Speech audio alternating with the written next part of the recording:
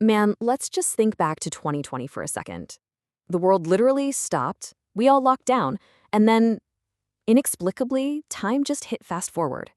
Doesn't it feel like we blinked and half a decade completely vanished? Well, we are diving into this explainer today because the source material offers what is essentially a brutal reality check. If you've been feeling kind of stuck in a rut while the clock ticks faster and faster, consider this our mutual hard reset. Going through this material really forces us to ask a pretty tough question. Are you living on autopilot? Like, are your days just blurring together in this endless loop of cheap distractions? Look, we've all been there, losing a whole hour to doom scrolling, binge watching, or whatever celebrity gossip is trending.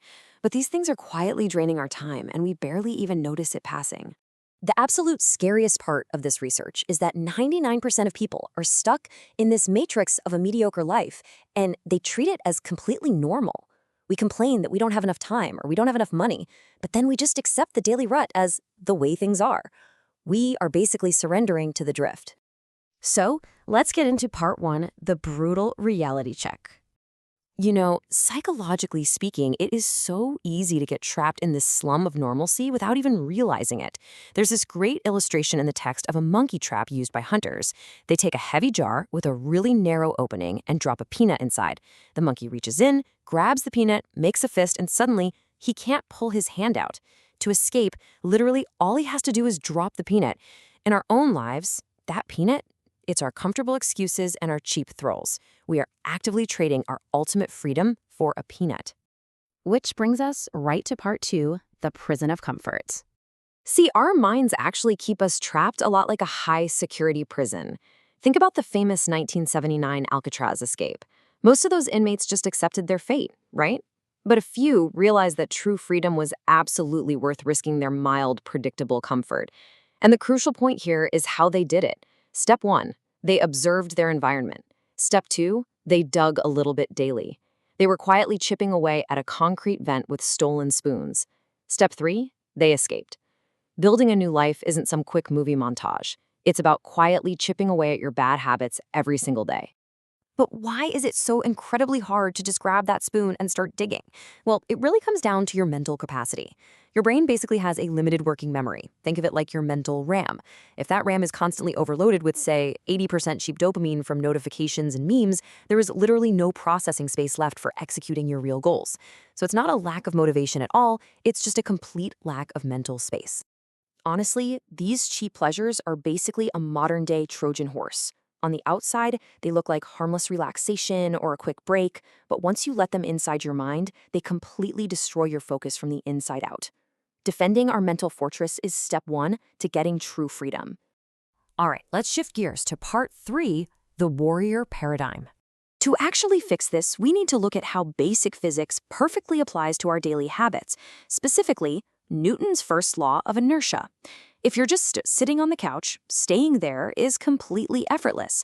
But if you force yourself into motion, whether that's working out or studying, that momentum naturally takes over. Pretty soon, working incredibly hard becomes your new effortless baseline. We just have to push through that initial friction. At the end of the day, it boils down to a fundamental choice. The easiest route is instant gratification. You take the easy road right now, but you suffer the long-lasting pain of regret later. The alternative? Delayed gratification. That means actively embracing the pain of discipline right now, knowing for sure it leads to enduring freedom later. Avoiding pain entirely is impossible, so we essentially just have to pick which pain we prefer. Let's move on to part four, getting paid for value. Escaping this rut isn't just a mental game, it's a financial one too. Drawing on the legendary 1981 principles of Jim Rohn, there's a massive paradigm shift we really need to understand here. He says, the market pays for value, not for your time. We do not get paid just for sitting at a desk for 8 hours. If we want to double our income, we don't need twice as much time. We need to become twice as valuable. And we do that by working harder on ourselves than we do on our jobs. So, how do you actually become more valuable? Ron outlines a super precise blueprint broken down into 3 categories. First, economic goals. Exactly how much income do you want to generate? Second, material things. What are the tangible rewards you want? And third, and this is the most important one, personal development. What specific skills do you need to learn to achieve those first 2? Documenting these with a strong emotional why behind them is the catalyst that turns an empty wish into a concrete plan. And that brings us to our final section, Part 5, the comeback blueprint. All right, enough theory, let's look at the actual protocol. The source material shares this really profound metaphor about a boy who's told to search a beach for a magic hot pebble that turns things to gold. He spends months tossing cold pebbles into the ocean, and eventually it just turns into this mindless habit. So when he finally picks up the hot pebble, he chucks it straight into the water on pure autopilot. It's a pretty stark warning that if we treat our days as automatic habits, we risk throwing away our most valuable moments. Now, here is a massive trap. And yeah, the irony of saying this during an explainer is definitely not lost on me. But it's information addiction. Watching endless self-improvement content is literally useless without execution. The blueprint is clear. Stop searching for the next magic tutorial. Instead, pick one skill, focus exclusively on it for the next 6 months, and just take messy, imperfect action. You just have to throw the ball. And hey, this reset applies to your physical health too. Because physical weakness almost always translates directly to mental weakness. The protocol here relies on 4 pillars: weight training to build muscle mass, proper nutrition with a slight caloric surplus, deep recovery that prioritizes quality sleep, and finally, unbreakable consistency to hold the whole shebang together. We've also got to bust a huge myth right now, the idea that you need to feel motivated before you start working out or begin a new project. The psychology actually points to the exact opposite loop. Step 1, take action anyway, even when you really don't want to. Step 2, that action creates momentum, which actually generates the motivation. Step 3, that newfound motivation leads to even more action.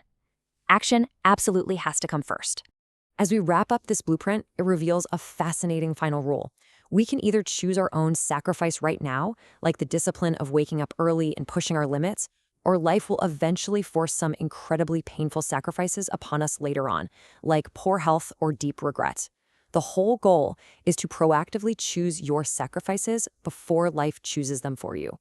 So, I want to leave you with this final provocative thought. What's it going to be? Are you going to keep sleepwalking through the slum of normalcy while your time runs out? Or will you grab a spoon and start digging your way out tonight? The blueprint is right here. It might just be time to grab a pen, figure out your why, and execute your own hard reset.